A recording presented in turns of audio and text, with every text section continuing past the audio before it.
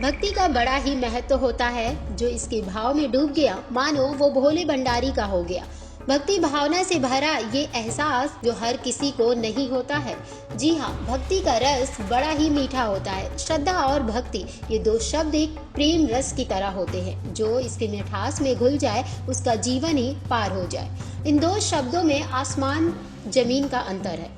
श्रद्धा में सम्मान की गंगा बहती है तो भक्ति में प्रेम की लहरें उठती हैं। ये वही भाव है जिसे महसूस करने वाला हर भक्त भगवान भोले की भक्ति में रमता जोगी बन जाता है। हूबहू भोले बाबा के प्यारे नंदी बैल जी भी कुछ ऐसे ही हैं, जो भोले बाबा की भक्ति में इस कदर मग्न रहते हैं मानो उन्हें शिव भक्ति के सिवा कुछ भाता ही ना हो। आज 26 फरवरी के दिन देश भर महाशिवरात्रि का त्योहार मना रहा है।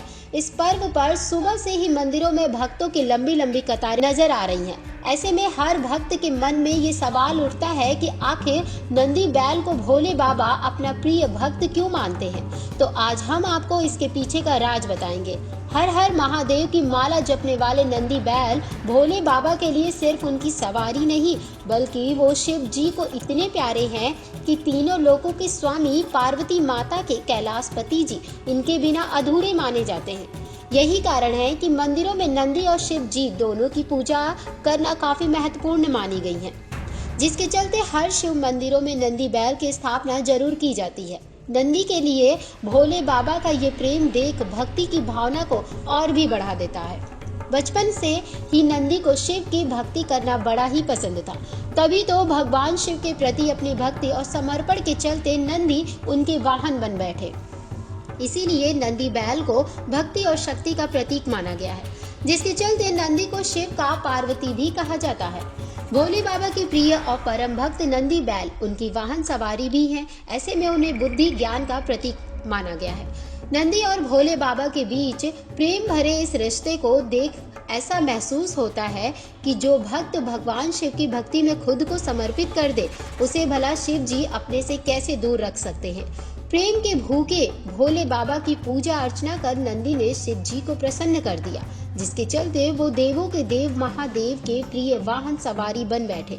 ऐसे में शिव जी ने उन्हें वरदान दिया था कि जहां उनका निवास होगा वहीं नंदी जी भी विराजमान रहेंगे।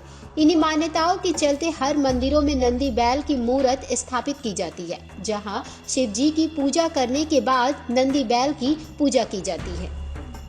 मान्यताओं के अनुसार भोले बाबा एक तपस्वी हैं, इसलिए वो हमेशा अपनी समाधि में ही लीन रहते हैं। ऐसे में भला उनकी तपस्या में किसी तरह का विघ्न ना पड़े, इसलिए नंदी जी पहरेदार बनकर अपने प्रभु की सेवा में खड़े रहते हैं। नंदी के कानों में मनोकामना कहने के पीछे एक बड़ा महत्व है। पुराणों में कहा गया है कि भगवान शंकर जी ने नंदी को यह वरदान दिया था कि जो तुम्हारे कानों में अपनी मुराद कहेगा उसकी हर इच्छा पूरी होगी। इस वरदान को सही साबित करने के लिए भोले बाबा की अर्धांगिनी माता पार्वती जी ने खुद अपनी इच्छा नंदी के कान में कही थी, जिसके बाद उनकी मनोकामना को शिव जी ने पूरी की थी। आपको बता दें, शिलाद नाम के एक मुनि थे जो ब्रह्मचारी होने के नाते वंश समाप्ति की उन्हें चिंता सताने लगी, जिससे परेशान पिता शिलाद मुनि ने संतान की ख्वाहिश पूरी करने के लिए भगवान शिव की तपस्या कर जन्म और मृत्युहीन संतान मांगा। उनकी शक्ति और भक्ति से खुश होकर भोले बाबा ने उन्हें ये वरदान दे दिया। इस वरदान के बाद एक दिन शिलाद मुनि जमीन जोत रहे थे, तभी उन्हें एक नन्हा बालक पड़ा मिला, जिसे पाकर शिलाद खुशी से झूम उठे। इस बालक का नाम उन्होंने नंदी रख दिया।